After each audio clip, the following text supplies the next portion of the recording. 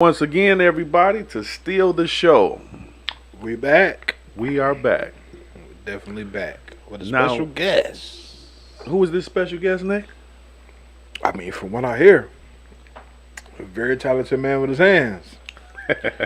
Footwork impeccable.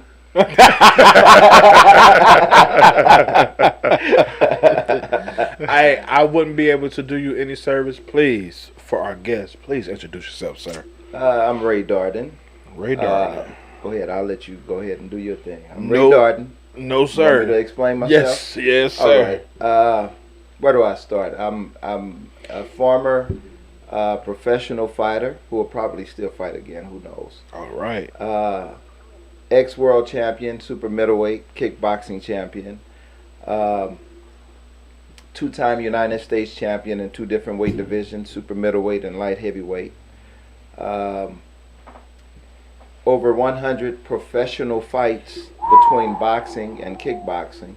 God damn. That's a lot of punching and It's kicking. a lot of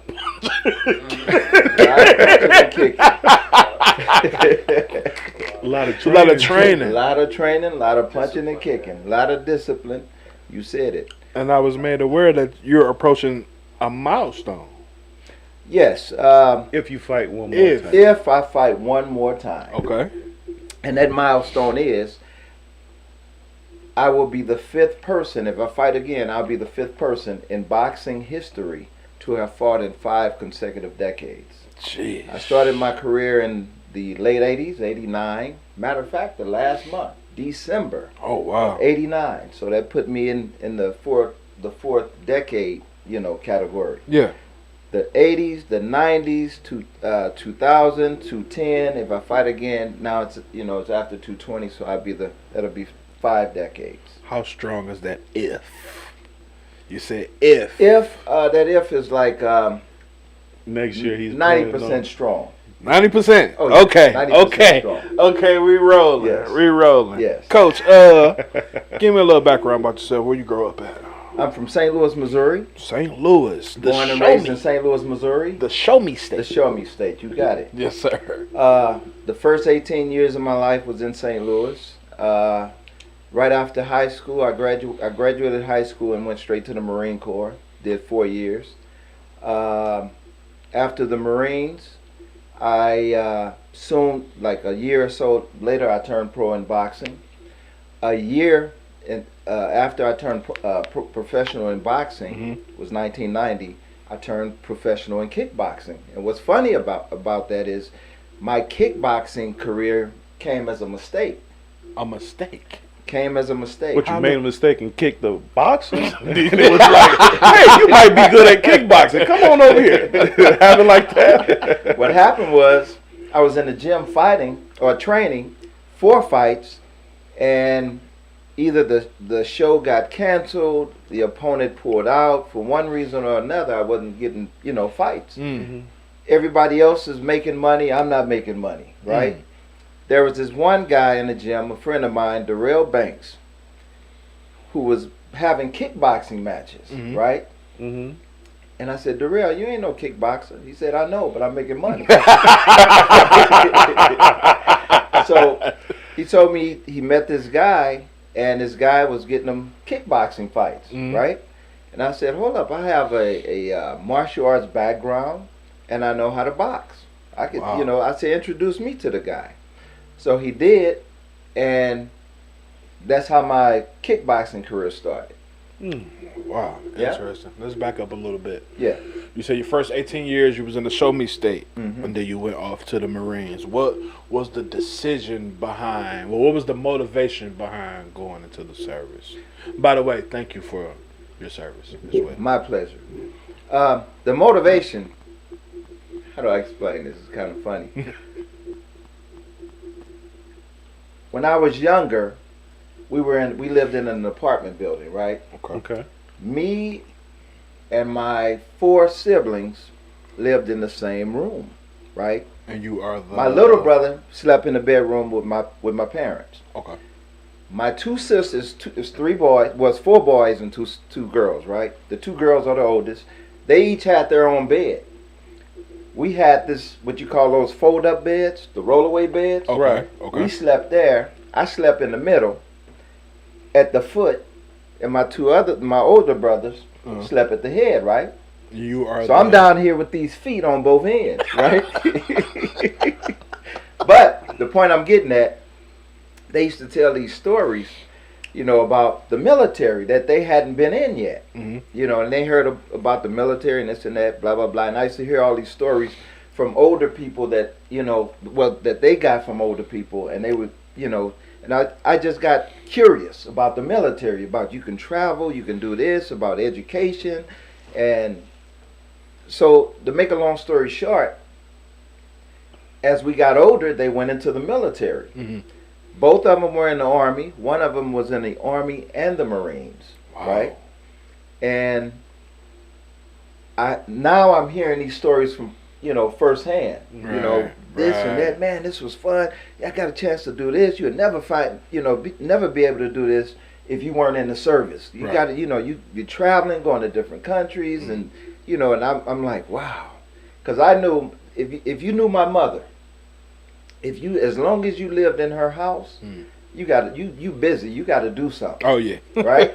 You got to wash the baseboard. You got to cut the grass. You got to trim the hedges. She gonna put you to work, right? My mother would never. My mother was short on us watching TV. She'd say, Read a book. "There you go. Read a book. You watching TV too long. Go ahead, go pick up a book and learn something." That's another part of my story is I picked up books and learned a whole lot of things, right? Yeah. I can't just pick up a book and just read it because I'm going to be bored. So what I did was I learned Spanish. I picked up Spanish books.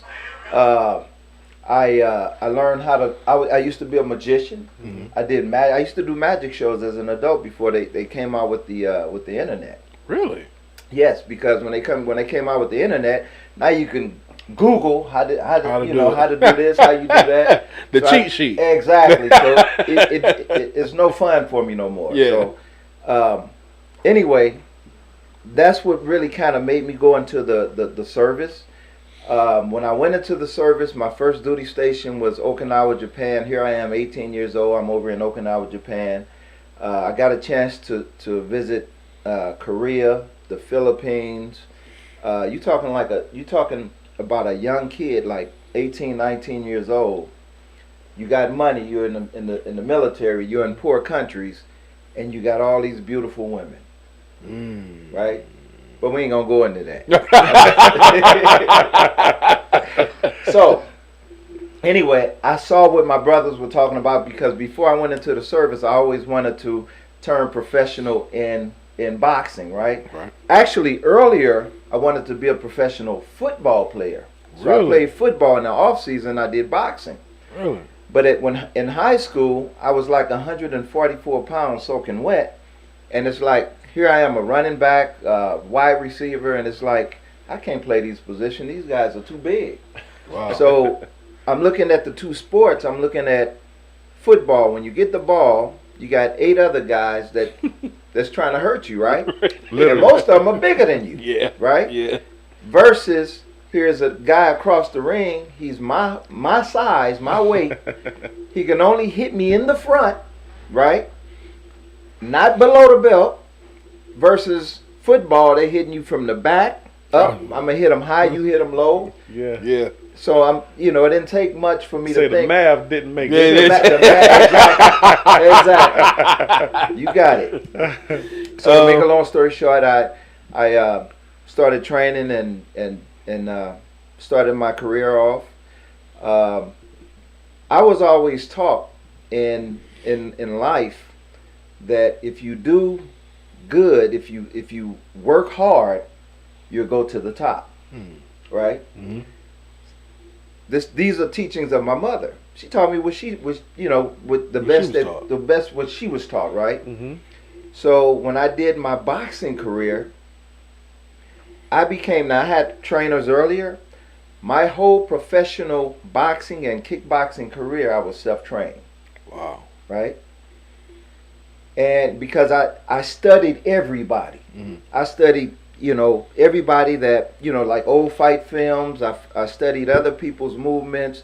So I said, if I'm gonna do this, I'm gonna do it and not get hurt doing it.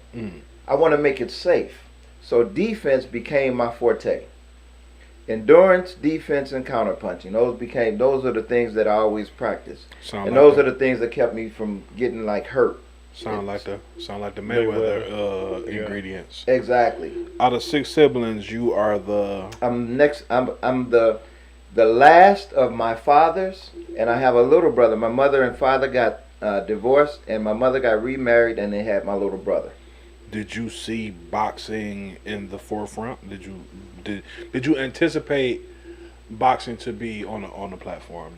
Well, my oldest brother was a boxer. He was on the same team as Michael and Leon Spinks, if you guys know who they are. Yeah. In St. Louis. Well, I didn't know. I know Leon. I never heard of Michael though. Yeah, Michael is his little brother. Okay. Right. Okay. So they were on the same team, going to the nationals together, and so forth and so on. My brother also played football. Wow. And I always looked up to my big brother, he was short. and getting to the boxing part, when I started, beat you up. No, nothing like. He was 8 years older than me. Small for him. Right, he used to beat my other brother up, the one that's older than me. Right, he used to beat him up. So my brother became my first trainer, right? Yeah. But he taught me how he fought. He was short and stocky. Okay. I was tall and lanky. Most of I was 11 years old, probably about 5'3", 4". I thought I was going to be tall. Mm-hmm. And I fought at 85 pounds. So I'm thinking, the way my brother was teaching me was all of this ducking and bobbing and weaving and all of this. No, that's good for you because you're short. I'm tall and lanky. So I used to get punched in the nose all the time. Wow. And my nose was always sore when I spar, when I fight. It was always sore because I kept getting punched in the nose because I'm training the way he taught me. Right. So then I kind of broke away from my brother and started studying other fighters and saw what was good for me. So that's where I started making a difference because I always looked, I was a Bruce Lee fan, right? I always looked at Bruce Lee and said, who was Bruce Lee's trainer? Bruce Lee was self-trained. He trained in the earlier days with Yip Man, but as he got older, he was his own trainer. Wow. And I used to read all of his writings. He never wrote a book, but he used to just compile a bunch of writings. Right. And I think his wife Linda actually wrote a book or books and just from all the writing compilations that he put out. So I used to read everything that that I could get my hands on that Bruce Lee wrote. How to fight a taller guy, a shorter guy, a faster guy, a slower guy, a guy that from this angle, how to move your feet, how to do this and how to do that. And I was just enthused about what Bruce Lee knew, and I just wanted that knowledge, right? So how I saw Bruce Lee learning, that's how I started learning from everybody, looking at people. And even to this day, you're in my class, I always say what? Watch it. Yeah. I always say, look at other guys, watch it. That's the best teacher. Exactly. Yeah. I'm just your guide. Right. You're your own teacher. Right. I just give you different sources to look at, but I put you on that path. Right. Right. See what I'm saying? But anyway, as no, you trying to put me on the path to fight Mike Tyson. That's what you're trying yeah.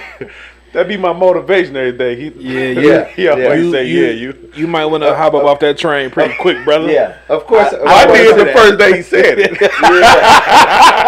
But he said he tried to push me to do it, Jim. I was trying to motivate you. I was like, hey man, you know you can fight Mike Tyson. Oh, big man. enough. You almost, that's about it. You're almost 300 pounds with that jab. Wow. Yeah, wow. Yep, sound real good and cute. Yeah. Your favorite boxer, coach? You know what? I always say those who exceed the norm are my favorite fighters. I don't have one in particular. I like different fighters for different reasons. Floyd Mayweather sticks out at the top because he mastered his craft, and not only did he master his craft, he mastered the whole boxing business. And that's the point I was trying to get at. I was always taught to just be good. right? To train hard, to do the best that you could. I was never taught get connections. I was never taught that part. The business part. Exactly. Business So my whole aspect of it. career, I was what you call the B side, right? That means that when the phone rings, I answer it. If it's for a fight or whatever, I negotiate my own purse. I go and fight them. I'm going to somebody else's hometown, fighting them. Now, if I beat him, guess what? They still raise his hand. Wow. So as a result, now check this out. As a result, you asking me earlier what my record is. Yeah. My record in boxing is 13 wins and 25 losses with 1 draw, right? Okay. And I asked you, I said, do I look like I got beat up 25 times? Not at all. Not at all. But I look at my career as a big success. The reason I said it was a big success is because of the knowledge that I have gained. Mm-hmm. Because what I can give back to the youth that I'm training with now is like the first thing I tell them, if you want to pursue this as a profession, get you a team. You got to get a promoter. You got to get connected, because it doesn't matter how good you are, you're not going to the top. But in kickboxing, the political arena is not there like it is in boxing. Definitely. Because the money is not there like it is in boxing. Boxing has Definitely. been around forever. Definitely. So, and the kind of kickboxing that we did back then is different from the kickboxing they're doing now. We didn't kick at the legs. Everything was above the waist. Really? Everything. Look at some old footage. Everything was above the waist. You couldn't kick the legs. Wow. They didn't have MMA back Right, in my right. day. I believe that if they had MMA back in my day, I think I would have been an MMA fighter as well. But everything was different back then. They're kicking the legs now because we went by Western rules. Now they go by Eastern rules. Like Thailand and so forth. Okay. So now they're kicking the legs. So I never had. When I say kickboxing, I was a kickboxing champion. A lot of people think, oh, the leg kicks. But no, I've never been kicked in the legs. So you are a champion, and your target is from the waist up? Yep. All your kicks got to go from the waist up. So that includes a lot of precision. Yes, exactly. You're a bad boy. You know who my first kickboxing fight was? Let me get back to the point where when Darrell Banks introduced me to this guy, right? I don't want to say his name. I don't want to give him no props or whatever. Okay. Because he ain't but anyway. Okay. He put No me in the props for ring. you. Okay. The first fight I had, I'm in the dressing room. And I'm getting ready. I'm warming up. And one of the guys said, "Oh, you fighting Ricky Haynes?" And I said, "Yeah." And he looked at another guy. He said, "Doesn't he still have the belt?" And the other guy said, "Yeah, he's still the world champion." Right. I said, "This fool put me in my first fight. Don't even know if I can fight, and he's putting me in the ring with the world champion." The world champion. Yes. Somebody was. Because at that point, I said, "Oh, I knew this name sounded familiar. I used to read about this guy, Wow. Ricky the Wolf Haynes. I used to read about him. But right now, we finna fight. So I ain't no, you all of this. Ain't no bout. Ain't no praise for you. Let's go. Yeah, So yeah, exactly. Yeah. In this fight, I did very good with my hands, but I hadn't thrown kicks in like years, right? Mhm. So that's what threw me off. And in kickboxing back at that time, if you had to throw 8 kicks around, right? Really? Yes, 8 kicks around. If you threw 6, excuse me, for example, if you threw kicks, that's that good food from Bobby. Yes, sir. Chef Bobby. Chef Bobby. If you threw 6 kicks around, they give you 1 chance to make up the kicks, right? So that means the next round you got to throw 10 kicks. 12. Right. Oh, yeah, So 10. after the 3rd round, I got disqualified for lack of kicks. But that fight taught me a lot. I said, wow, I just came out of the ring, my first kickboxing match with the world champion, and he couldn't hurt me. And the only way you lost Was I got disqualified. you didn't Didn't throw kick enough. I didn't throw enough kicks. Right. Exactly. So as my career went on in kickboxing, from that fight on, I was throwing too many kicks, right? Because I was still an amateur in professional kickboxing, right? So I'm throwing 20, 30 kicks around. And somebody said, no, man, you're doing too much. You got to like mix it up. You got to pace yourself. But I'm like, I'm in shape. I can throw 50 kicks around if I want to. Yeah. But the more I looked at it, I said, no, you're right. If I just take my time and throw just enough kicks to what, to where I don't get disqualified. Now I can win. I can use my hands, which is my stronger base. Yeah. Right. My hands are more. I'm more familiar with my hands these days because I haven't kicked in years, right? So more and on as my kickboxing career was going, I was always the main event on this guy's. He would bring me to these other promoters. Mm-hmm. Let me back up because I'm getting a little excited. Take your time. Hey, we got he time would tonight. take a van of us, Really? 12, 13, 14 of us, right? Take us to these different cities, Milwaukee, different places in Chicago. Mm-hmm. Sometimes if you fought on Friday and you're okay, you can fight on Saturday. Really? Yes. You might have 2 fights that weekend. You get beat up, then you just got to still stay with everybody until you come back on Sunday. Yes. Right. So I'm getting all of these fights. Most of the fights, I'm the main event because he finally found somebody who can fight. Right? Wow.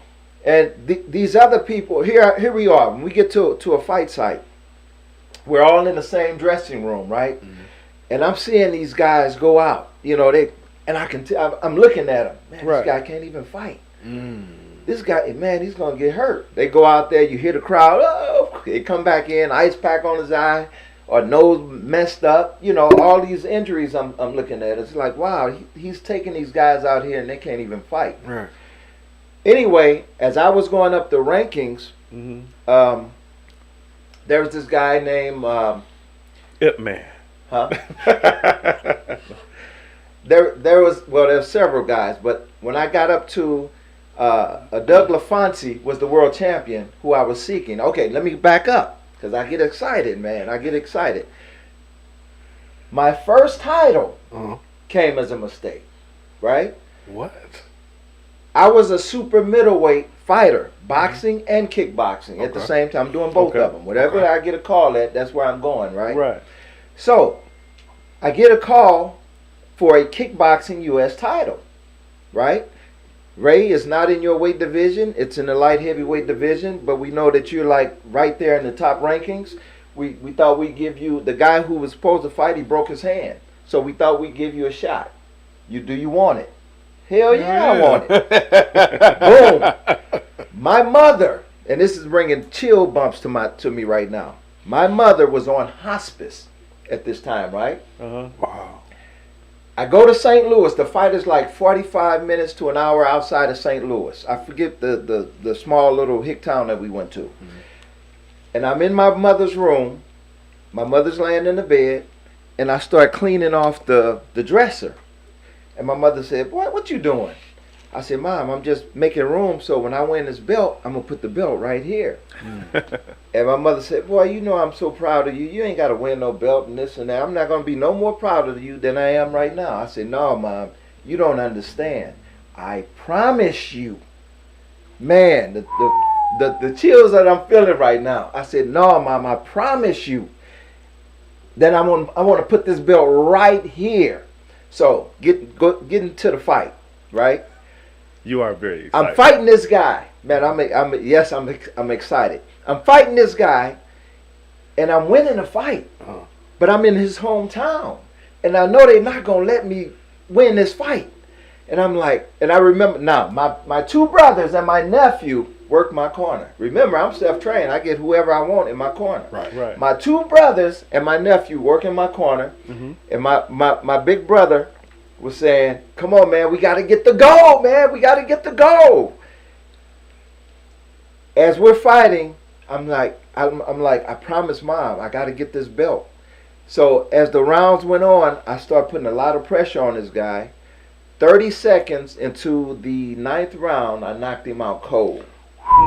He was out for I want to say 15 minutes. Now, I don't know how long he had his eyes closed, but I know it was more than 5 minutes because it scared me. When I hit him, I turned southpaw, hit him with an overhand right. He just crumpled through the ropes and came onto the canvas. And I celebrated. I jumped in the air, fell, boom. I still got this stuff on videotape. And so when I finished celebrating, I walk over. Everybody's tending to the guy. And I look at him, and he still got his eyes closed. And I'm like, uh-oh. Now, the place where we're at, I said it was a small hick town, right? I'm like, man, how we gonna get out of here? Right. Yeah. Are we gonna get out of here with no problems? They haven't given me the belt yet. But on the tape, if you look at it on the video, it's video now. We used to call it tape. Right. On the video, they took the rings down, and then you see him taking them out on a stretcher. He went out on a stretcher that night. Damn, coach. And then they presented me with the belt, but the people were so nice. They were so respectful. So we got out of there, and when I went back home and took that belt and put it right there, I can't imagine all the successes I've had in life, in and out of boxing, kickboxing. That was my greatest success, to put that belt right there where my mother could see me. I'm a champion now. I promised you this, and I put it right there. That's what I told you what I was gonna do. That's great, man. That one touched my heart right there. The energy that I'm getting from you, for the accomplishment. If you could take us back a little bit, describe the road to that point, because I can actually feel your adrenaline. Yes. And it makes me feel good because we all love completing the task. The task has to get done. Yeah. Hook or by crook, the task has to get done. Describe the road up into that moment. The training. I always tell my fighters now, back then I ran 8 miles a day. Shit. 5 days a week, and if I felt good enough, I would run on Saturday, the next day. Monday through Friday, I did 8 miles. I ran 5 in the morning, did the gym, and then run 3 at night. My only fear in fighting was getting tired. I didn't care who you put in front of me. My fear was getting tired. Wow. Because I saw too many people get tired and get hurt. So I said, I'm never, ever going to get tired.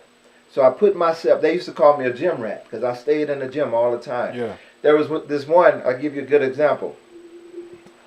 I was in the gym on a Friday, and I'm hitting the bag, right? Mm-hmm. My phone rings. Mm-hmm. I run over to my phone, I answer it. It's for a fight in, I think it was North Carolina, tomorrow night. Okay. This is Friday. North Cac. The fight is tomorrow. I'm already in the gym training, right? They called me. I took the fight, and I told the guy, the trainer that I talked to, his name is James Lester. Okay. Right? I told James, I said, James, I'll see you Monday. I'm finna take this fight. He said, man, you gonna take the fight? I said, yeah. I'm ready. Right. Come Monday, I'm back hitting the bag again. Right? James come up to me looking at my face. He said, I thought you had a fight. I said, I thought you was going to, go for a fight. I said, I did. So, let me fast forward. The guy that I fought, okay, right? Okay. I ended up fighting him twice. I beat. Oh, let me back up, man. I get so excited. I get ahead of myself. In a weekend, you fought him twice in a weekend. No. Okay. No. 6 months later, I fought him again. Okay. But that week, that night, I had him out in the first round. Right? Now, remember he's in his hometown. He's from North Carolina. Okay. He grabs me, holds me. The referee is like, fight, box. I'm like, ref, do your job, break us up. They would not let me knock this guy out. Then when he got her loose, he just ran. Now I get close to him, he'd hold me. So he ended up lasting. It was a 6-round fight. He ended up lasting the 6 rounds, right? They raised his hand. Wow. The crowd booed. They know who won, and this is his hometown, right? So 6 months later, I fight this guy again. This time he just ran from me. But his promoter, I'm walking in the hotel hallway, and his promoter's coming the opposite way, and he's laughing, and I'm like, what is the dude laughing at? Right? And so as we get close, he says, Ray Darden, You done whooped my guy's ass twice. You're a bad dude. But I'm like, yeah, but they raised your guy's, hand twice. Right. He was like, that's the game, though, brother. That's the game. That's the game. Right? So, this guy, his name is Derek Edwards. Mm-hmm. So, a few years later, I see him, he's fighting a guy named Badu Jack, who was Floyd Mayweather's guy, right? Mm-hmm. He's Floyd Mayweather's guy. Badu Jack now is a 2-time world champion in 2 different weight divisions, right? Wow. He knocks out Badu Jack in the first round. Damn. With the same punch I hit him with and had him out in the first round. Ain't that something? I said, man, he learned something. Right? I caught him with a counter right. So, 3 fights, I believe it was 3 fights later, Badu Jack is world champion. Hold up, he just got knocked out though, right? But he's with Floyd. This is where the connections come from. You see? You don't hear no more about Badu Jack. I mean, Derek Edwards. Is this senior or junior? Who? Floyd. No, Floyd Jr. Okay. Yeah, this guy was up under Floyd Jr. Okay. He's got his own fighters. Okay. Badu Jack, look him up. Badu Jack. I heard the name before. Yeah, he went on to, win the world title and everything. And here's the guy that knocked him out. They didn't give him a rematch. They didn't, you don't even hear about this guy. And he went on and lost some decisions to some great fighters. Wow. Go ahead. Now, Coach. Yes. I heard that you was dancing one time in your fight. Tell me about that. One time in my fight? Yeah. Or were you talking about when I was in the Marines? I know I told you some stories. Yeah. That was in the Marines. Okay, so Dancing, Coach? No, what happened was in boot camp. Okay. I think that's what I was telling you, in boot camp. you told me you was nervous, so you started dancing. Oh, no. Yeah. Okay, I know what you're talking about. That was my very first fight. Okay.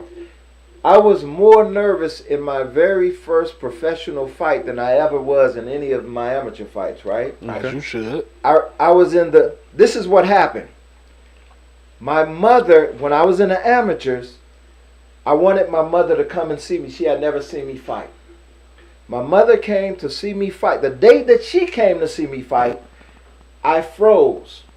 Me and the opponent got into an embrace, and I saw my mother out in the audience, and I saw the face she had on her, the face of terror, and I couldn't let the guy go.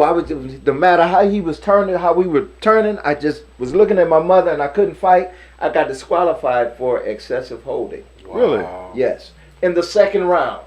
Has she ever seen you in That's what I'm finna get such to. a mode? Or? That's what I'm finna get to. She never came to another amateur fight. So, my first professional fight, she's there, right? Okay. And I'm in the dressing room. I'm so nervous. And when I come out here, I'm hitting this guy with everything. Guy was tough. I'm hitting him with everything. But I ended up stopping him in the same round, the second round. And I feel like I rejuvenated myself from what had happened, years before. Right. Like I lost that one, and I should have beat that guy. But I just froze. I froze. It was like I couldn't stand to see my mother, so terrorized like that. Yeah. I feel I definitely understand.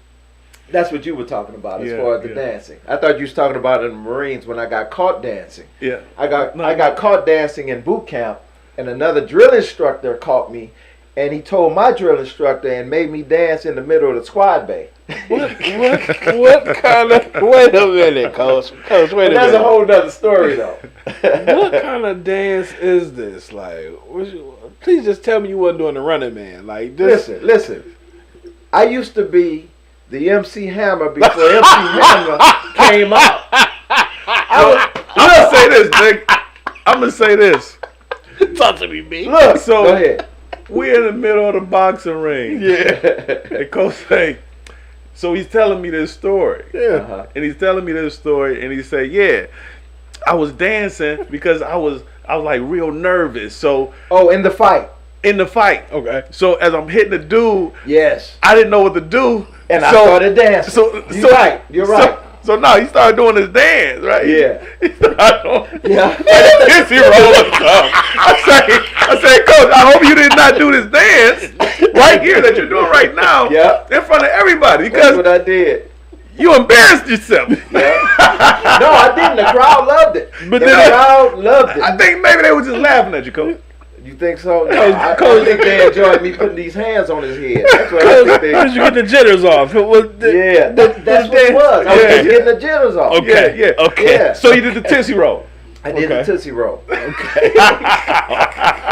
Coach, if you can, please, if we can rewind for a bit, take me through the experience of the Marines. First of all, I went into the Marines to get on the All-Marine boxing team because I wanted to pursue boxing. So boxing. So you knew boxing was it. Boxing was it at that time. That was it. No football. Boxing was it. Right? So I go in to get on the All-Marine boxing team, but you know when you go into the service, you take a test. Okay. I think it's an IQ test or whatever test they give you, and I scored high on it. Really? Right? Okay. And they told me, you can have any job in here that you want. Some people, when they take it, if the score's not that high, you can have whatever. You can have this, but This you can't over have here, that. but you can't have that. But they told me I can have anything. So I said, let me get something like my mother used to say, be intelligent. Let me get something intelligent. So I was an air control electronics operator. Really? Yeah. So when I took that job, that was the mistake that I made because I could no longer get on the All-Marine boxing team. Because they needed people in those positions. And so basically, I don't want to say disqualified yourself. Well, I guess that I do. Basically, disqualified yourself from the physical realm. Yeah. And entered the mental realm. Yeah. That's dope. Yeah. That's dope. And I grew to kind of not hate, but I didn't like the job. Right? That I took it. I found it amazing that I could listen to two different people. After a while, you got the headsets on. That I can listen to two different people and understand them both at the same time. Right. But I didn't like it because here you are, you're looking at a PPI scope, which is a radar scope. It's like right here. It's like looking at TV. This far away from you. You're gonna get headaches. So is that the thing? Okay, it's like a target on the screen, and if something like comes in, it's like you know how you got the right the radar going around. Okay, I watched enough MASH to know. Then you get what you call a blip that you see on there. Yeah. And you put your finger on it. It's called a prop. And then you get a reader up here of what kind of aircraft it is and its capabilities. And so you let the pilot know. Like if it's a bogey, which is a bad guy, then you give them the reading, like the bearing, the altitude, and so forth. Can you describe the weapons that it had on the aircraft? Or? Man, this was a long time ago. I mean, no, I'm not. You know how long ago that's been? No, I'm sorry. I guess about that's 7 bad. years old. Right? That's bad questioning. I'm asking, could you, from what you had in front of you, could you describe what the air carrier actually was packing? No. Okay. You can only. It basically showed the capabilities. Oh, okay. Not what it had on it, but the capabilities. So it still gave you an opportunity to brace for the worst. Right. Okay. How many years, Coach, did you do? I did 4 years. 4 years. Yeah. And if I would have came out to become an air controller in the civilian world, it was like 11 to 13 weeks of schooling that I would have to go through to convert to the civilian way of doing things. Yeah. Because now you're no longer, chasing things. Yeah. Now it's about safety, keeping things at different altitudes, you're and guiding and all of that kind of stuff. So I would have to learn that, but that wasn't what I was interested in. Yeah. And from what I understood, it was only like a 4-hour job. Really? Yeah, $100,000 a year, 4-hour job. I'm like, shit. 4 hours a day? 4 hours a day. $100,000 a year? Let me insinuate. Very stressful. You're dealing with lives. You can't make no mistake. You can't come to work tipsy. You can't come to work sleepy. You got to. I like coming to work tipsy. Right, I know you do. As you can see, But you ain't got that kind of job. As we can see right now, as you look at this. You got the kind of job that you can come in tipsy with. Yeah, I like coming to work tipsy. I said, why not? But now, Coach, now, would you tell someone that's 19, 20 years old, would you suggest them to go to The military. Great question. or anything when it comes down to? Not necessarily. It depends on what you want to do with your life.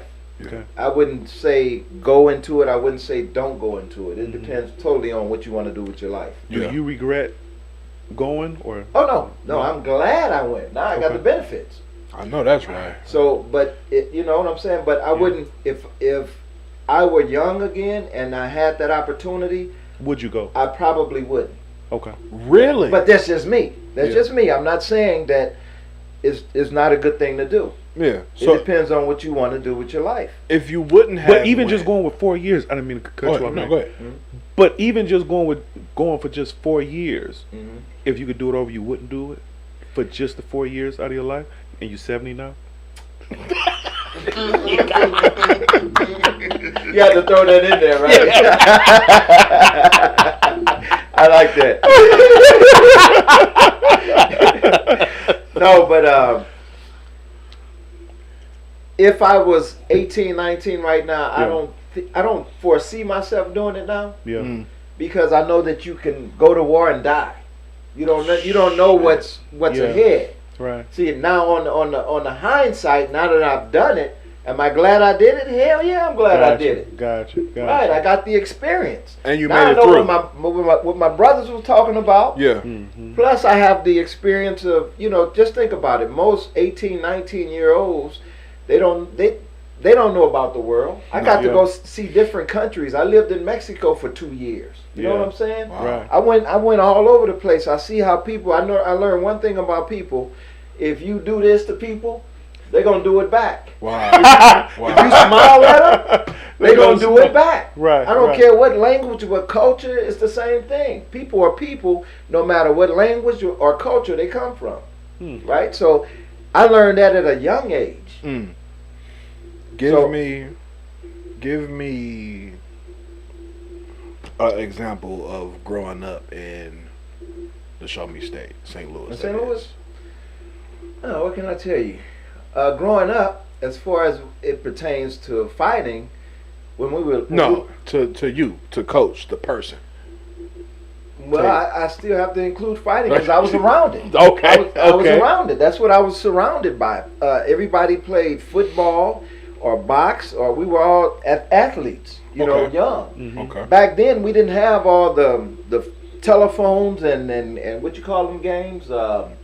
Game Boys and all the this. rest of that stuff. We didn't have all that. Yeah. We could take a knife and go outside, dig a hole, and play what we call Mama Pig.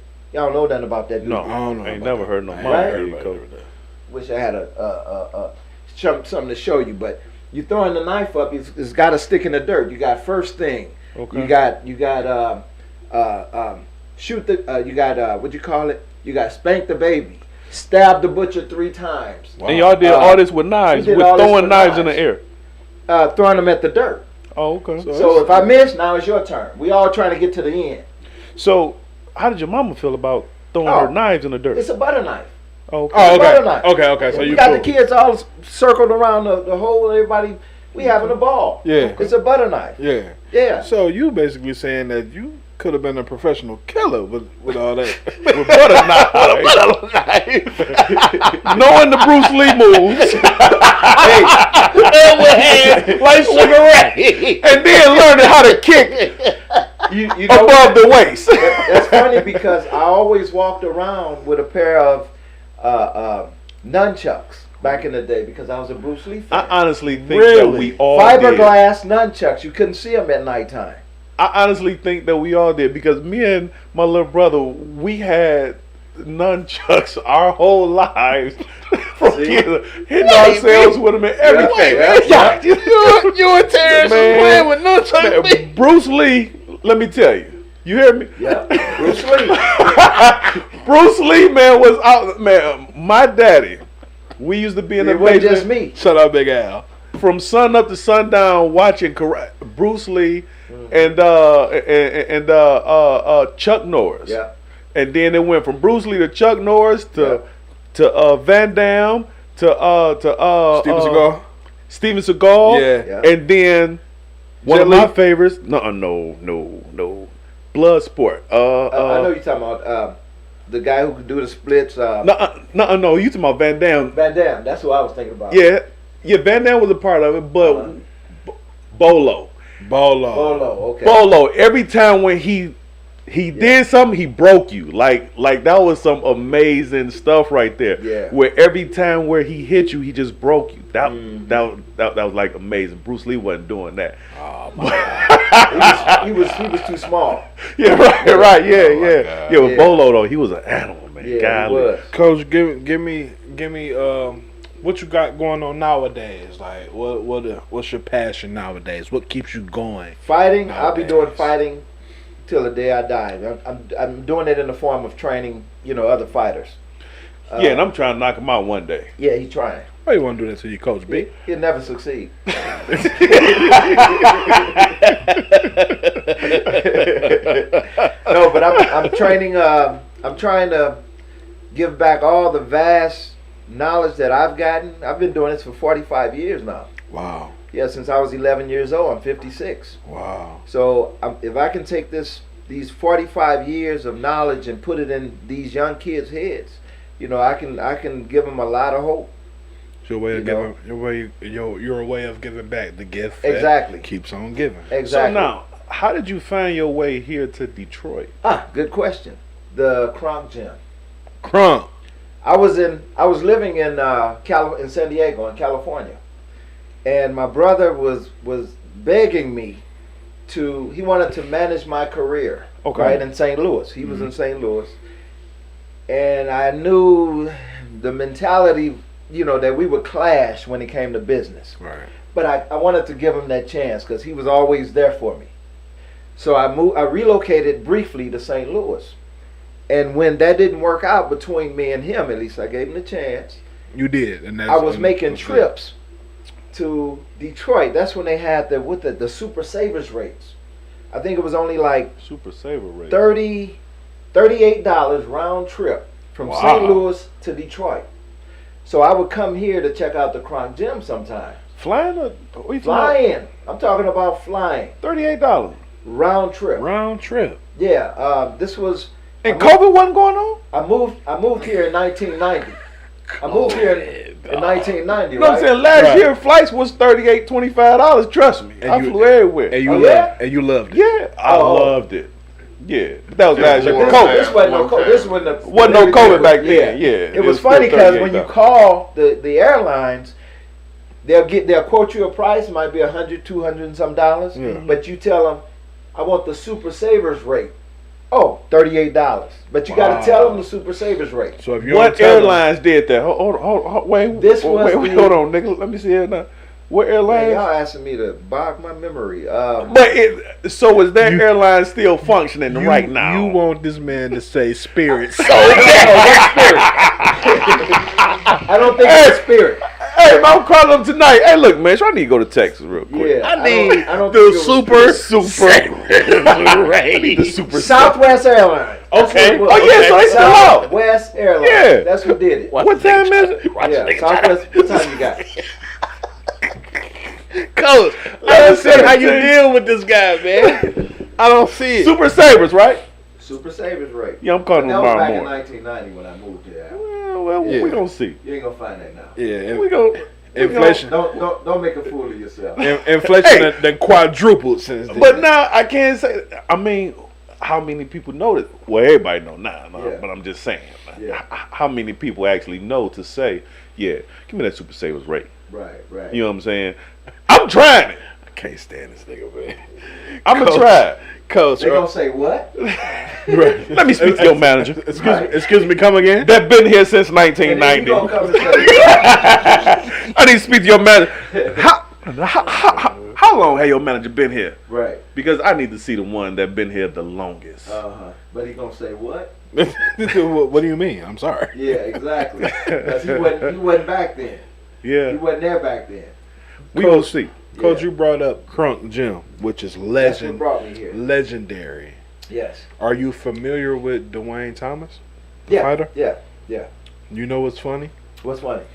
His two sons are two of my close friends, and they also stay down the street from where we Ain't are that right so? now. Yes, sir. Wow. Shout out. Rest in peace to the great Dwayne, Yeah, Dwayne Thomas yeah. Sr. Yeah.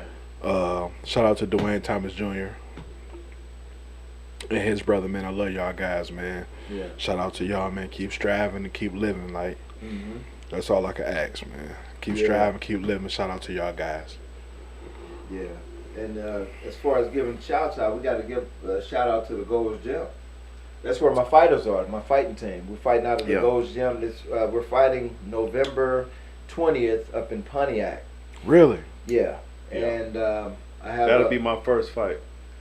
I didn't tell everybody, but Don't believe that. Okay, coach. Okay, coach. Because it was about to be a long conversation in the morning. Look, I'm B. looking at you like, what? Look, B. I understand that you like to try different things. Right. Let this not be one of them, okay? Yeah, let this not be one of them. Yeah, but we're fighting in November 20th up in Pontiac. I think it's the Azteca Boxing Club up Okay. there. Well, you So, know, we I gotta got come 3 or out. 4 fighters that are fighting in it. We gotta come out and support, man, because you know, that's a great thing, man. 45 years of knowledge that you're spreading and kicking down to these young guys, man. Oh, yeah. It's a great thing. Oh yeah. You know, we one thing in the community we lack is discipline, and Big to time. be a fighter, you have to be 100% disciplined, or you gonna go out there and get your ass hurt. Ooh. If you can or you hurt give, somebody and end up in jail. if you can, Outside the ring. Outside. Exactly. Yeah. let me ask you this, because your hands are actually licensed. No, No, I think that's a myth. If I got into a fight, Mhm. now if I attack somebody, they're gonna go more on me than they would the average person, because you have the because I experience. am a professional fighter. Okay. Right. Okay. But if I defend myself, I have the right to defend myself just like anybody else. Self-defense. Exactly.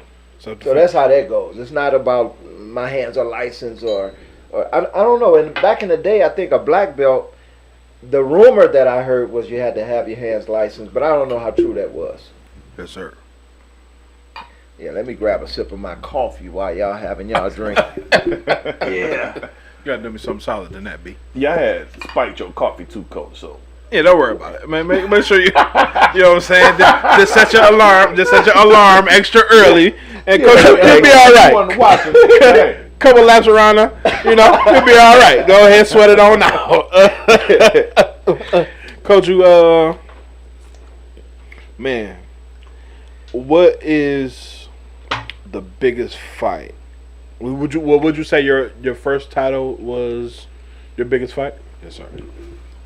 Coach. My first title was probably my happiest. And I told you why, because of Yes, my sir. mother. Yes, sir. 3 years later, first of all, my first title, you know how old I was? Oh, I was 36 years old. really? I was 36 years old. My first title, right? Mhm. My world title, which is actually my second title, I was 39 years old. Really? Now, when I was 39 years old, I was in the best shape of my life. My 20s couldn't mess with my 39. really? No. Wow. And Go ahead. and no cocaine was involved on nothing. A No. little crack. See, I got to roll with the punches with him. Yeah, because you know he coming with it. I know he coming. That means you know him very well. I know how to Yes, sir. punch. Yes, sir. You know what I'm Yes, sir. saying? But 3 years after my belts came 3 years apart from each other. 3 years after the world title. Now I'm only doing boxing at this time. 3 years after the world title, they offered me another fight, which happened to be in Illinois, not far from St. Louis. And of course, my brothers and my nephew right there in my corner again, right? And I gotta say this also. All 3 of my titles were by knockout. Wow. Now I explained the first fight. Let me explain the world title. Talk to me, coach. Doug LaFonte was the world champion. I was the U.S. Champion. Okay. I was talking to his promoter trying to get a fight with him, right? And they were like, no, because he's in Grand Rapids. That's where I want it. He's from Grand Rapids. You're in Detroit. It's gonna look like an inside job, right? And I'm like, it don't matter what it looked like. I'm the U.S. title. I'm number 1. Let us fight. Bring it on in. Right?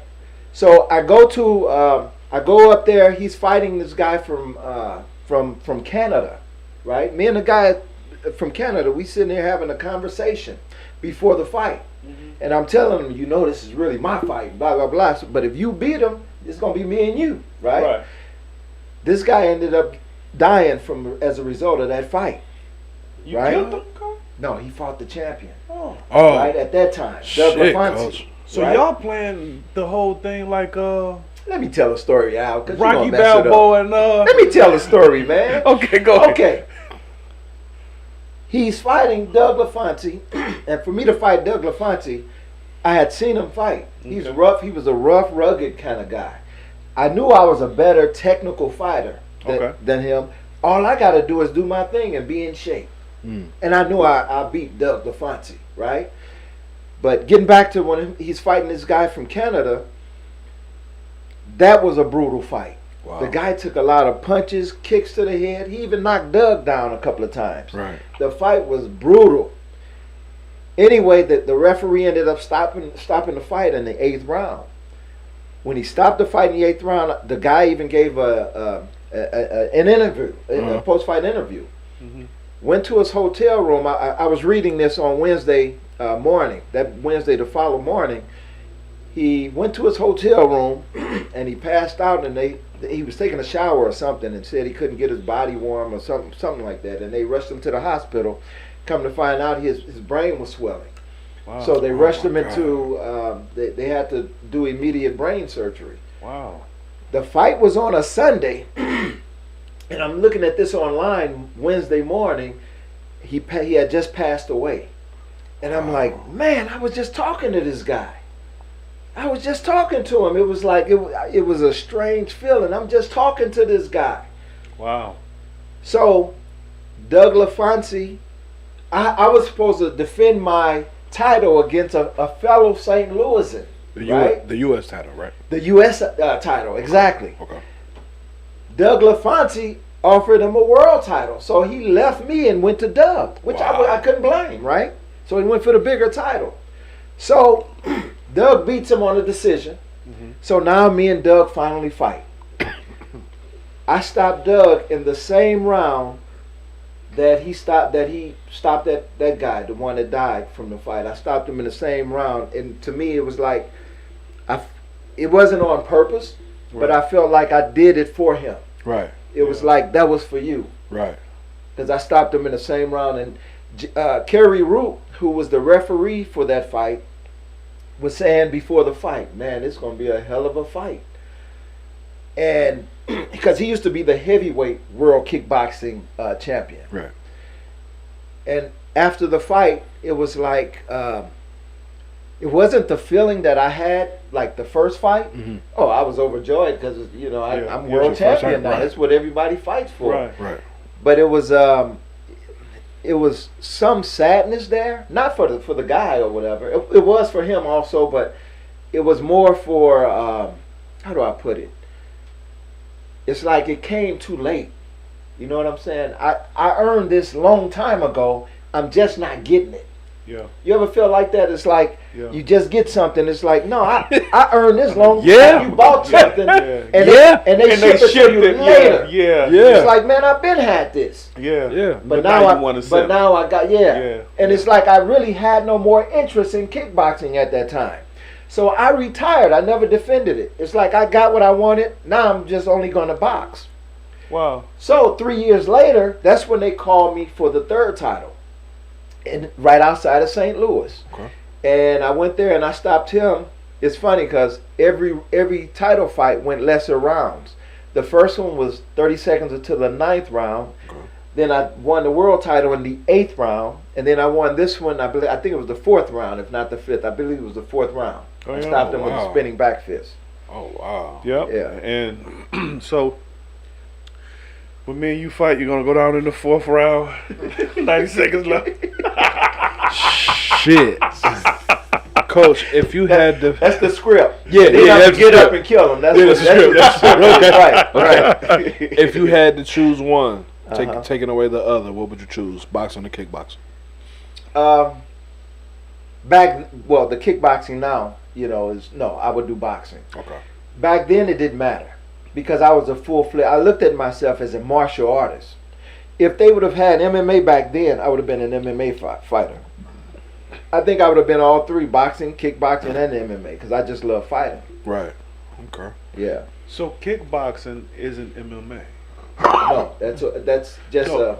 Okay, so that's it's a just part of it. MMA is a But then- combination. It's called mixed Okay. martial arts. So you have Right, so a it's compilation chokeholds of and- martial arts. Okay, gotcha. Right. Boxing is only one martial art. Yeah. Kickboxing is only one. But mixed martial arts is everything. Gotcha. Anything goes. Just about anything. No eye gouging, no, stuff like that. Yeah. What do you have set up for the future? Like, where do you see you and your fighters going? Oh man, I don't want to say too much right now, but yes, I've had 2 gyms. Right. Okay. I've had a gym when I first won the U.S. Title. I opened up a gym in Livonia. Okay. I had 2 partners that we didn't agree with. Right. Okay. So I ended up leaving the gym, and because I was the only one working, the whole clientele left. So that went down. Okay. I went up, but when I left there, I bought a gym over in Taylor. A friend of mine, he was getting out of the business, and I bought his gym from him. And we had a leak in the roof, and the owner wanted me to sign a lease, and I said no, fix the roof, and then I'll sign a lease because I was on a month-to-month. He never did it, and one time it rained. Like, I come into the gym one morning, and the rain was like this, right? Wow. It messed up a lot of my equipment that were on the shelves and everything. Yeah. My carpet was messed up, Right. everything. Yeah. So, to make a long story short, I got 6 months without having to pay anything. So Okay. I made as much money as I could, and I left. He wanted me to still stay there. I don't want you to be my landlord now. Yeah. I don't. No, we not gonna. So Wow. I left there. So from there, I've been from that point, I've been doing what I'm doing now. But he did grant you the courtesy of having 6 months free. The court did. The court. Oh, so you had to go through legal Exactly. position. Okay. Exactly. Okay. Well, shout out. Yeah. Well, the system works sometimes. Sometimes. And yeah. let me emphasize on sometimes. Mhm. Coach, go ahead. What's your birthday goal, Coach? Birthday. You talking about my 60th? See, I tell them a lot of stuff, Yeah. right? Uh-huh. My 60th birthday, Yeah, Coach, go I ahead. already got it planned. Mhm. I'm jumping out of plane. Yeah. Now, why am I jumping? I'm parachuting, not just jumping out of plane. Right. Oh, I thought you Because were he going to about to say suicide. something. See, I know how. This is when Can drinking. you imagine how much fun we be having in the This morning? is when drinking on the job goes wrong. See, you see? But jumping out of a plane. Why? Because I'm afraid to. Really? And I believe in conquering your fears. Yeah, Well, that's and the only that's- thing. Yeah. And that's probably one of the most beautiful experiences you ever had.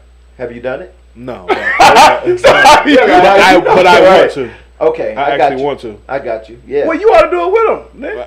I mean, hey, you still No, got no. Still don't do things like that. What? No. No, what I was saying is Okay, you go still ahead. you're only 57, right? 6. You're 56. Yeah, Oh, so, that's you still got 4 more years. years. They Yeah. can build up your courage. Exactly. Go ahead and jump I out mean, that There you plane. go. You got, yep. I'm really not. I can't really say I'm scared of it. I can't really say I'm scared of it. So you would do it tomorrow. I would do it. I'll pay for it. You gonna do it? You would do it? Yeah. You would pay No. for it? I'm not gonna do it, but I'll pay for it. You would pay for it? Yeah. So you gonna be there? Yeah, I'll be there. Hell yeah, I'm gonna be there. I come watch. I'll record it. I'm gonna go live. I come watch. So you know what's Steal crazy? the show. Go So you live. know what's crazy? What's You would be there. And that'll be it. You just be there. I'm gonna be there. And I'm gonna put the camera around your neck. Friends, how many of us have them? Coach, man. Oh man, You know, Coach, this has been great, man. Great, man. You gave us great dialogue, man. I want to first again thank you for your services. You did serve in the military. My pleasure. First champion here in this chair. All right. First Show. champion. First you know what I'm champion. saying? All right. And in two different Weight division. weight divisions too. Yeah. and you're going on, and it's a 90% chance that you might go. go. Oh, guess what? Just what if I keep feeling the way I feel right now? Yeah. I might be the first. Go for it. The first to do 6. To do 6 decades. Really? So once you turn In 70, 2030, in 2030, if I have another fight, I'd be the first in boxing history to have done 6 decades of fighting. So how much of a percentage that we at right now? We at 50. At 50 for that. Woo! We bad and high, baby. And I've always said, let me say this before we all right, leave. so I get all right. I want to say this. When I was a young Marine, there was this 75. I wish I could. Well, I'm sending a shout out to him. He's probably dead and gone now. But there was a 75-year-old marathon runner that inspired me when I was in California. Okay. And I thought he was about 40 years old. Yeah. And me and a couple of Marine friends were asking him, he was on his umpteenth marathon. Yeah. And we're like, how you stay in such good shape at that age? Right. And he gave me the best advice, which is how I live my life. He said, son, if you just keep moving, you'll always be able to move. Just keep moving.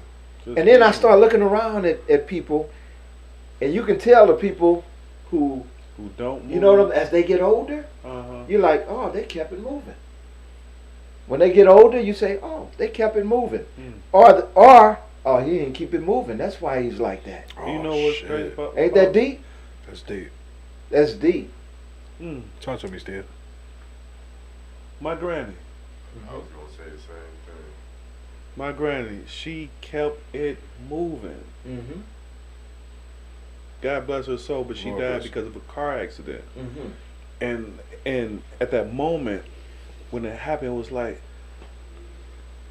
I swear my granny had so many more years on this earth because she moved like a 20-year-old. She just never stopped. Go. Exactly. But a car accident happened. I mean, I didn't say it to like just dull the moment right No, now. I got but you. No, it was just like, when you said that, it made me think of my granny. Yeah. You know what I'm saying? Because she was at 100 speed, 24/7, and she was upset at you if you slowed her down. Yeah, exactly. yeah. Like, exactly. Come on, let's go now. What are you doing? Let's go. My aunt is like that now. She's in her 80s.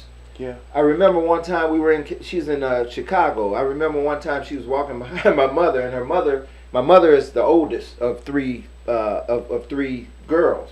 She was walking behind my mother, like moving back and forth, like, move, girl. Right. You're all in my way. Now my aunt Nez talks 1,000,000 miles an hour, right? And she walks like a young person. Yeah. And she's in her 80s, but she keeps it moving. She's always doing something. So I'm gonna tell you something, Coach. I tell you this. Not this decade. Okay. He's trying to buy himself some time. That's what it sounds like. But now, if you steal that 50%, okay. If you boxing in that next decade, 2030, I'm a be that fight with you. Terrence, get your brother, Go ahead, please. drink up. Terrence, please get your brother. Go ahead, drink up. I don't understand what's going on. It could be the Gouda. I'm confused. Cheese, not the liquor, not the liquor, the Gouda, not the oil. Before we let you go, Coach, I want you to tap on your diet a little bit. What are you taking? What do you steer away from? Cocaine. Let me tell you guys this. I always had the best of both worlds, right? I was never a health nut, right? Okay. Yet, I did have discipline to know when I could indulge, in my candies or whatever I had. When I had a fight, it came to a point like this. When I told you about, I took that fight on 1 day's notice, right? Right. I would only use like Saturday and Sunday where I can gorge out. Ice cream, popcorn, chips, Dorito, whatever I wanted, pies, cakes, didn't matter, right? Beer, Budweiser. Just on Saturday and Sunday. Just on Saturday and Sunday. Really? I could do whatever I want to do. Right. On Saturday and Sunday. Because guess what? If I got a short notice call, it ain't going to be until next weekend. So You you know got, what I'm saying? So you got, and most of them are not that close. It might be 2 weeks or 3 weeks before, when they give me a call. So you got 13 days basically. Yeah, Or but- at the maximum of 13 days to work it off. Yeah, but I have taken fights on 1, 2, and 3 days notice. And the way I did it, like I said, I went there by myself. I got my corner when I got there. You talking about gangster? Wow. Wait, You talking about- wait a minute. I got wait my a minute. corner when I got there. Wait a minute. So on a 2-3 days notice, you arrive to the Wherever so they wherever fly it's me at, to. and then you organize your corner. No. When you're the night of the fight, Okay. you got other fighters, right? I would get whoever's working their corner. I would pay them a few dollars to work mine. They love it. Really? Yeah, because they back there anyway. So you got complete strangers working your corner? Yes. All I needed was somebody to put a stool down and give me some water. That's the way I felt. Damn. Yeah. These So- these prima donnas nowadays Yeah. wouldn't dare. Oh. But now, like you said, he was on the B side of it. He was never on the A Exactly. side of it. So that's why. Okay. Now what's funny That's is the I would go and see. I would come back home, right? Let's say I go out somewhere, and I just beat this prospect. I'm fighting like Lou DiBella guys, right? I beat one of Lou DiBella guys, a guy by the name of Anuti Santos, this Dominican guy, and I had just saw him fight on USA, and he stopped somebody with a vicious body shot, a straight right hand to the body, folded him. So I'm fighting this guy, right? That was one of the best technical fights I could show anybody, right? And I believe I lost it in the floods that we had because I had it in the basement, but that fight was so technical. When they gave it to me on a split decision, I'm fighting him in his hometown. I'm saying to myself after the fight, there's no way they gonna steal this one from me. They gave it to me on us. They announced it. One of the judges announced it to him. I said, "Here we go again." And then the other one came, gave it to me. And word came from Lou DiBella that he would sign, because I was saying, why don't Lou, sign me? I just beat one of his guys. Right. They said, yeah, but he said if you was 10 years younger. Wow. I was the oldest guy that they allowed to fight. This is what the commission told me in New York. I was in my 40s fighting in New York against prospects. They told me I was the oldest guy that they allowed to fight in New York City. kicking the ass. They said, we have undefeated guys that we won't even let come here. I said, really? Why? Because they can't fight. I was like, wow, that's the biggest compliment that came from a commission. Wow. So not just I'm gonna wait until you up in age a little bit more. Here we go again. Go ahead. I'm gonna do is I'm gonna work out, lose a little weight, get a little bit better. Yeah, we got to fight in the same weight division, too. Get that jab going a No, little we bit. don't. No, we don't. You can stay big. Get that jab going a little bit better. That Coach- sharp right. Coach, Now, hold on. he used to be bigger. Nah. Oh, I know. Okay. I know. I met him when he was bigger. Okay. Yeah, he come to me now. Okay. Okay. Yeah. Okay. And what I'm gonna do is to help me just a tad bit. Yeah. Okay. Lay I'm off, gonna make some money off him though. lay off the scotch. That's what you're gonna do. I'm gonna do that too. But not yet. But not. Not yet. What I'm also do is one day, years from now, you know what I'm saying? You'll see me and I'm like, yeah, coach. You gonna be like, Al, I think you ready for that fight. I'm gonna just wait until you say, yeah, me and my wife went out last night. Or we going out tonight to some family and friends' house. And I know that you really don't drink heavy, right? Don't drink it all. Well, Right. no, I Yeah. drink Budweiser. Yeah, right. Yeah, every now and Yeah, then. yeah. Yeah. So we'll wait till you get around them friends. We gonna drink a lot of Budweiser. I'm gonna say, coach, fight tomorrow morning. It's time to take one of those fights that's right now. And it's gonna be with you. It's gonna be with me. I'm gonna say, let's do it now. Yeah.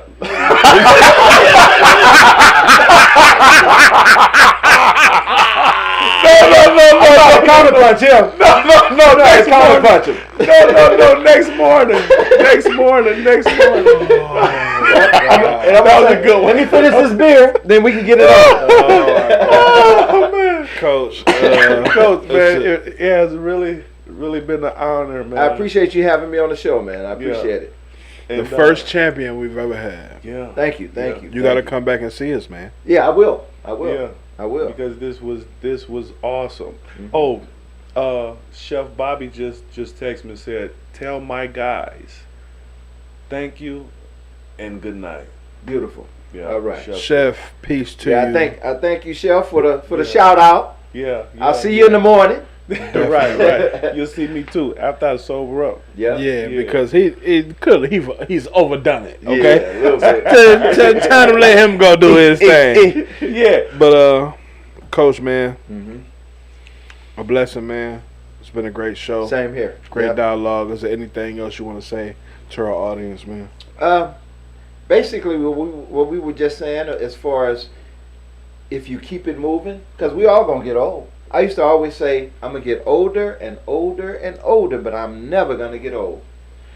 Basically, if what we were just talking about as far as moving and as far as aging, is that I would just like the audience to know, man, just keep moving, because a lot of people be surprised at what I can do at my age. I'm surprised because when I was younger, I know when I was younger, the people my age could not do near as much as what I can do.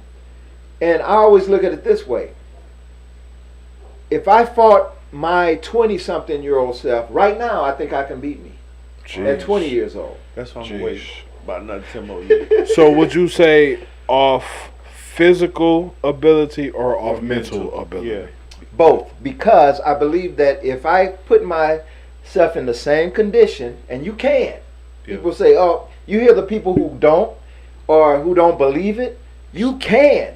Look it up online. I was checking this out online. Look at some of them guys, 60, 70, those push-up things that they do on the monkey bars and all of that. Guys, look how good a shape them guys in.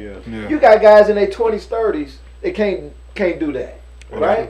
So you can be old at 20 and you can be young at 80. Ain't that something? Well, I'll tell you what, Coach, because I definitely got to get it in order. I might be coming. You might be joining. Yeah. Oh yeah. Come on with us. Oh yeah, man. Come on with us. You want to come on up, yeah. man? I call it the de-aging process. Oh yeah, man. Well, sign me up. There you go. The de-aging process. I feel about 45. Okay. There you go. Okay. There That's what happens when you you stumble upon good things and you don't know how to maintain them. Yeah, I'm saying? Just say You let it go. indulge. Indulge. I like that. Go ahead. But I would like to say another thing is because a lot of people they ask me, why do you look as young as you do? And I believe it's because Cocaine. I don't crack. I told you crack. Okay. I believe it's because I don't deal with stress. That's a killer right there. Yeah. If it's something that you can, if you have a problem, if you can deal with it, go ahead and deal with it, and then you're not stressed out about it. If it's something that's out of your hands, leave it alone. Don't even lose no sleep on it, because you're just gonna hurt yourself. Yeah, if you can't control it, then it's out of your control. Exactly. Why stress about it? Exactly. Yeah. So I would like to just say that. Hopefully this audience has been inspired by a couple of things that we said, and hopefully you guys will have me back sometime soon. Yeah. Man, whenever you're ready to come back, cause we always available for you. Man. Thank you, appreciate it. And for sure, we will. Especially be when back. I get ready to have that next fight. Yes, sir. I'll definitely be back. We on it. will be. Yeah, we got We to will do be it. there. It We don't will even be matter there. if it's in a different state. Don't matter. We will coming. be there. Yeah, I'm Steal the gonna show. try to make it be here. I'm gonna Okay. try to make it be here. Yeah. Wherever you So end guys up can at, come out and check it out. Yeah. wherever you end up at, We'll best be believe still the show will be there. If I could say something like, shout out to everybody who participates in No Shave November. If you are familiar with it, it's to all the people who unfortunately came across cancer, who's losing their hair. I know y'all see me quite a few times, and I'm a little rugged, November specifically, I made it my business not to pick up my clippers because I just want to show some support. You know what I'm saying? Cancer is running rampant through the world, through the country. You know what I'm saying? And if I could offer my hand and look like this, because I really don't care. Trust and believe me, I don't care. But if I could offer my hand and to just allow myself to look like this, to show support to all of those that's sick, you have my condolences, you have my feelings, my heart. One day at a time to everybody. To the audience, I'm happy to be back. I love y'all. To my brother, my friend for a long time, Al Steele, I thank you for providing me with this platform and putting me in positions to have these type of interviews, because I was having a rough fucking day. I lost one of my homeboys, somebody from my hood. Sorry to hear that. Rest in peace, Block. I love you, bro. My condolences to your family. Coach, you're looking no more older than 40 years old. I give you less than that, sir. Thank you. Appreciate it. And all your endeavors, sir, I just wish you the best. I hope you come back to see us and sit with us. We'll do. To my brother, toast it up so I can kill his last shot. All right. Hold up. Oh, yes, sir. Because coffee matters too. That's right. Coffee matters too. He spiked Yes, indeed. Yes, Bam. indeed. Yes, All right. Ladies and gentlemen, this is still the show. To my engineer, my brother Terrence, for everybody on the panel, we out. All right. Well, I'm gonna say this here. Well, one of the reasons why Coach looks so young because he can't grow hair. He can't grow for a beard. So that's a part of it right there. DNA. So that's why it kind of looked like a little boy.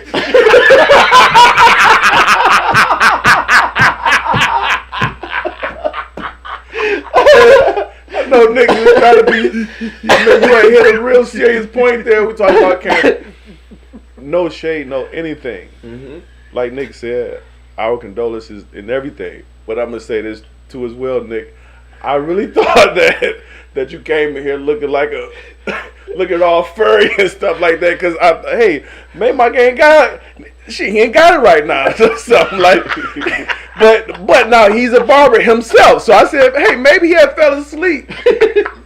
And he woke up late and he's like, oh man, ain't even shave up. So let me go ahead and go let me go ahead and do this show real quick. I'm just saying, that's what I was thinking. I thought it was a money thing, but I said, no, he cut his own hair because he's a barber. So you no, never it's know not about until that. you get the facts. Yeah, right. So once again, we send our condolences for cancer patients and all of that. But Nick, I'll be glad when this money's over.